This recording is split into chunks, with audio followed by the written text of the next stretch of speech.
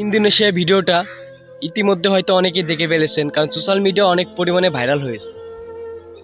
তো ভাই, পাপ করলে অবশ্যই তার সাজা হবে। তো সাথে সাথে হোক বা 5 দিন পরে হোক বা 5 বছর পরে হোক, অবশ্যই তার সাজা হবে। তো ওই ভাইরা শারীরিক সম্পর্ক করতে যে তাদের গোপন অঙ্গগুলো আটকে গেছে। তো কোনো ফেলেনি সারানো যাচ্ছিল না। তো তখন তারা অনেকটা কান্না করতেছিল দুজনেই। তো আপনারা ভিডিওতে দেখতেই পাচ্ছেন, অনেকটা কান্না করতেছিল। কান্না করার পর এলাকার লোকজন ভিতরে এসে যখন এগুলো দেখে, তো তাদের এলাকার থেকে একজন আলেমকে এনে যখন এই বিষয়টা দেখানো হয়, দেখানোর পরে আলেম বলেছিল যে আপনারা অনেক বেশি কোরআন তেলাওয়াত করুন, অনেক সূরা পড়ুন। তো এগুলো যখন পড়ানো হয়েছিল তখন তারপরও কিন্তু তাদেরকে ছুটানো যাচ্ছিল না। তো তাদেরকে হসপিটাল নিয়ে যাওয়া হয়। হসপিটাল নিয়ে যাওয়ার পর ডাক্তার যখন অপারেশন করতে যায়, তখনই ডাক্তার বলে যে যে কোনো একজনকে বাঁচানো যাবে, আর একজনকে বাঁচানো যাবে না।